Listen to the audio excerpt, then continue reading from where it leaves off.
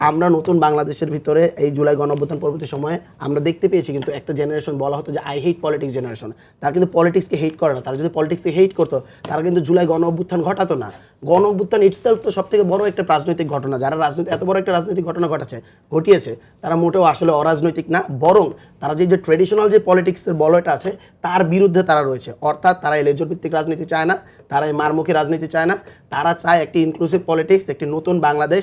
ডান বামের যে বাইনারি রয়েছে, যেই ডান বামের বাইনারির উপর ভিত্তি করে স্বৈরাচারী শেখ হাসিনা একটি ফ্যাসিজম কায়েম করেছিল, সেটি ভেঙে দিয়ে একটি মধ্যমপন্থার রাজনীতি চায় এবং একটি ইনক্লুসিভ বাংলাদেশে চায় এবং ইনক্লুসিভ ছাত্র রাজনীতি চায় এবং স্টুডেন্ট ফার্স্ট নীতিতে অনুসরণ করে স্টুডেন্টদের স্বার্থ নিয়ে কিন্তু কোনো কোনো ছাত্র সংগঠনের সাথে কথা বলছে না, তারা মাদার পার্টির কথাই বলছে। আমরা এমন একটি ছাত্র সংগঠন করতে যাই যেই ছাত্র সংগঠন কোনো মাদার পার্টি থাকবে না, তারা কোনো লেজর ভিত্তি করবে না এবং তারা স্টুডেন্ট ফার্স্ট নীতিতে থাকবে, তারা ছাত্রদের হয়ে কথা বলবে এবং ছাত্রদের আশা আকাঙ্ক্ষা যা রয়েছে, ছাত্ররা যা বলতে চায়, ছাত্রদের কালেক্টিভ চিন্তা তারা তাদের মুখ দিয়ে বলবে। এটা তো আমরা সবার কাছেই শুনি, সব ছাত্র সংগঠনের কাছ থেকেই শুনি, আমরা ছাত্র শিবিরের কাছেও শুনি এটা যে আমরা লেজর ভিত্তির রাজনীতি করি না, দলীয় লেজর ভিত্তির না। তো এটা তো আসলে কাজে প্রমাণ হবে। আপনারা কোন দলের বয়ানটাকে হাজির করছেন, কোন দলের পক্ষে কথা বলছেন, সাধারণ মানুষ তো এটা বুঝে যায় পরবর্তীতে, তাই না? তো সেটা আসলে আপনারা বলছেন প্রমাণ সাপেক্ষ ব্যাপার।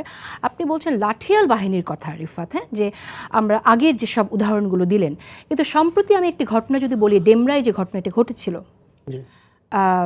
সেখানে পৃথুকে হামলা করা হয়েছে, আরও কয়েকজনকে উপর হামলা করা হয়েছে।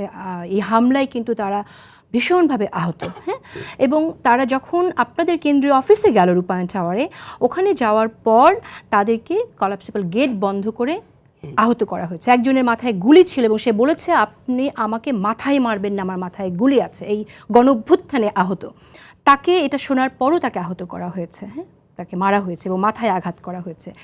তো এই শক্তিটা তাহলে কোথা থেকে আসলো? এটাকে আমরা লাঠিয়াল বাহিনীর কথা তো বলছেন, তাহলে এটা কেন হলো? দেখুন, এই যে নতুন রাজনীতির কথা বলছেন, তাহলে এই ঘটনাটা হয়েছে, এই ঘটনাটা আসলে মিসলিড, একটু ভুল আকার হলো গিয়ে মিডিয়ায় এসেছে। আমি এটা স্পষ্ট করে ঘটনাটা একটু হলো গিয়ে আমি ব্রিফলি বলতেছি। আমরা ডেমরায় একটি হলো গিয়ে মতবিনিময় সভা করতে গিয়েছিলাম। মতবিনিময় সভা শেষে আমরা চলে আসছি তখন আমরা কথা শুনতে পাই যে পৃথুকে হামলা করা হয়েছে। কারা হামলা করেছে আমরা শুনেছিলাম যে দুপক্ষের অভ্যন্তরীণ দ্বন্দ্ব। আমরা জিজ্ঞেস করছিলাম ওই দুপক্ষ, পৃথু তখন ক্লিয়ার করে বলতে পারেনি। সো আমাদের পক্ষ থেকে বৈষম্যবিরোধী ছাত্র আন্দোলন কেন্দ্রীয় নির্বাহী কমিটির অভ্যন্তরীণ ক্লিয়ার ছিল, কিন্তু ওখানে হৃদয় যার বিরুদ্ধে চাঁদাবাজির অনেক অভিযোগ আছে, আমি স্পষ্ট করে বলছি সেই ঘটনাটি। এখানের ভিতরে কিন্তু স্পেসিফিক ভাবে আমি ইন্টারনালি আমাদের কাছে যে অভিযোগগুলো আসে আমি সেগুলোর প্রেক্ষিতে বলছি। আমি মিডিয়ায় কি এসেছে সেটা নিয়ে বলবো না, কারণ আমরা একটি সংগঠন, আমাদের তো একটি সাংগঠনিক নিয়ম আছে, স্ট্রাকচার আছে। আমাদের কাছে অফিসিয়ালি অভিযোগ এসেছে, আমাদের কাছে অফিসের ভিতরে এসেছিল।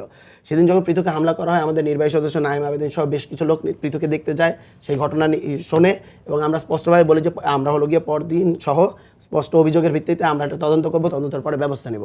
কিন্তু দেখা যায় যে একটি গ্রুপ এখানে আমাদের অফিসে আসে এবং অফিসের সামনেটাকে হলো গিয়ে ব্লক করে রাখে। এখন যখন হলো আমাদের ওই একই নির্বাহী সদস্য যেই আগের দিন পৃথুকে দেখতে গিয়েছিল, সে অফিসে যায়, সে বলে যে নাইম আবেদিন গেট খোলার চেষ্টা, শাটার খোলার চেষ্টা করে এবং বলে যে আপনারা ভিতরে আসুন, আমরা কথা বলছি। তখন তাদের মাঝে বৈষম্যবিরোধী ছাত্র আন্দোলনের সাথে কিন্তু তারা জড়িত ছিল না।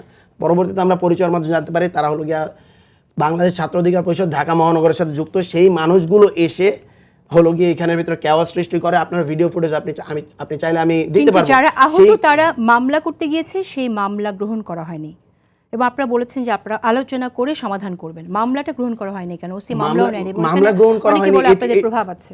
এটি সম্পূর্ণ মিথ্যা কথা। এখানের ভিতরে মামলা করতে যাওয়া হয়েছিল, তারাও পরবর্তীতে বলেছে যে আমরা বসে সমাধান করতে চাই। এগুলো কিন্তু এখনো সাংগঠনিক যে আলাপের প্রক্রিয়ার মধ্যে দিয়ে রয়েছে।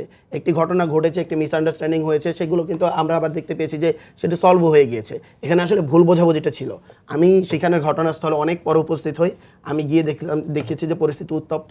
আমি সেখানে শান্ত করার চেষ্টা করি এবং যেহেতু অন্য ছাত্র সংগঠনের লোকজন এসে সেখানে উস্কানি দিচ্ছিল, আমি সেখানে স্পষ্ট করে বলেছিলাম যে যারা অন্য ছাত্র সংগঠনের রয়েছেন তারা আপনারা হলো গিয়ে আপনারা সামনে আসুন, হাত তুলুন এবং আপনাদের দলের যে নেতাকর্মীরা রয়েছে, ঊর্ধ্বতন যে নেতারা রয়েছে তাদেরকে আমি বলবো আর তারা এসে আপনাদেরকে নিয়ে যাবে বা আপনারা তাদের সাথে কথা বলুন। আমি তাদের সাথে কথা বলার জন্য যখন সাইডে যাই তখনই দুপক্ষ হলো গিয়ে এই একই ব্যক্তি যারা বহিরাগত ছিল ওখান থেকে, যারা আমাদের সংগঠনের সাথে জড়িত নয় কিন্তু হলো গিয়ে এখানের মাঝে একটি কেওয়াস সৃষ্টি করার জন্যই তারা এসেছিল, একটি জ্ঞানজাম পাকানোর জন্য যারা এসেছিল। কিন্তু যাকে আহত করা হলো, যাকে অ্যাটাক করা হলো, আহত করা হলো, তার বিরুদ্ধে যারা করলো তার বিরুদ্ধে তো বিচার হবে, তো ফৌজদারি অপরাধ। মামলাটা কেন গ্রহণ করা হবে না? এক্ষেত্রে আপনারা সমঝোতা করবেন? ফৌজদারি অপরাধ সমঝোতা করে কিভাবে? না, আমরা মোটেও সমঝোতা করিনি। আমরা স্পষ্টভাবে বলে দিয়েছিলাম যে আমরা আসলে যে হামলা হয়েছে এর বিচার চাই, এর বিচার করতে হবে।